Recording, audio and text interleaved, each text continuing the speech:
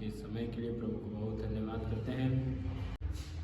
परमेश्वर का वचन ऐसा कहता है गलाती 5:22 में, पर आत्मा का फल प्रेम, आनंद, शांति, धीरज, कृपा, भलाई, विश्वास, नम्रता और संयम, ऐसे ऐसे कामों के विरोध में कोई व्यवस्था नहीं।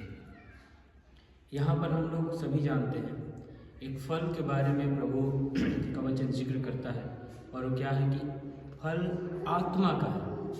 आत्मा का फल, पेड़ के फल आते हैं सीजन पर, इसके बाद खत्म हो जाते हैं, लेकिन ये फल ऐसा है जो लगा ही रहेगा, हमेशा लगा ही रहेगा ये फल। तो इसमें खासियत क्या है? इसमें खासियत यह है कि जिस प्रकार पेड़ के फल झड़ जाते हैं, इसके फल नहीं झड़ेंगे। इसका कहने का मतलब यह है कि जो फल आप में प्रभु चाहता है लगने को, आत्मा का फल, उसके लिए प्रभु एक सिचुएशन, एक सीजन को भेजेगा जिसमें आपका फल प्रकट हो। अब एक उदाहरण के लिए मान लीजिए, नाव दिया परमेश्वर आपको, तो नाव को कहाँ पर चलाएंगे? नाव को सड़क पे चलाएंगे नहीं, उसके लिए एक सीजन चाहिए। वो सीजन कौन सा? बारिश का। नूह को परमेश्वर बोला नाव बना, तो नाव कहाँ चलाएगा वो? जमीन पर नहीं, प्रभु ने बारिश में भेजा कि वो नाव चलती है कि नहीं देखने के लिए। वो नाव उस पानी में डूबेगी कि सही रहेगा।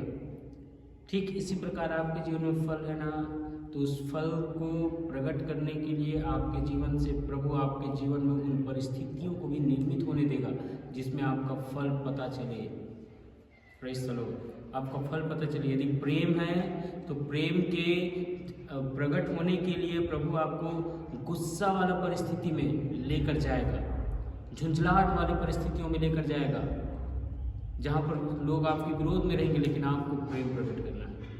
यदि आपके जीवन में नम्रता है तो प्रभु आपको लड़ाई झगड़ा वाले जगह पर लेकर जाएगा ताकि आपके जीवन से नम्रता प्रकट हो। वो निर्मित करेगा कि आपके जीवन में छिपा हुआ परमेश्वर की आत्मा का फल प्रकट हो। और निर्मित करेगा सिचुएशंस को। पतरस जब बाहर से आया, घर में आया, खाना देखा, खाना नहीं बना है, तो वो झुंझलाया नहीं। भूख लगा था, भूख लगने पर अक्सर आदमी झुंझलाते हैं, समय पर खाना नहीं मिलने पर। झुंझलाया नहीं पतरस, वो चुपचाप गया छत पर और प्रार्थना करने लगा। Praise the Lord. निर्मित परमेश्वर जगहों को, सिचुएशन को निर्मित करता है कि आपके जीवन से झुंझलाहट प्रकट होता है कि संयम प्रकट होता है।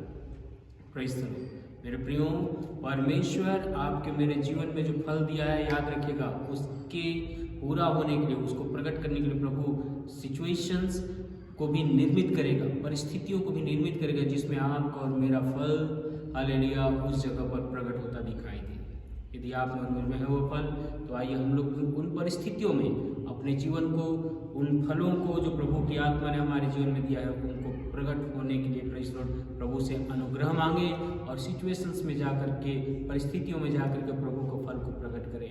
मूसा गुस्सैल होकर के मिस्र से आया, नम्र होकर के फिर से मिस्र को गया। Praise the Lord, hallelujah. Situations आपके मेरे जीवन में हमारे प्रति, हमारे फलों को प्रकट करने के लिए है, ना कि सिचुएशन या परिस्थितियों में परेशान होने के लिए।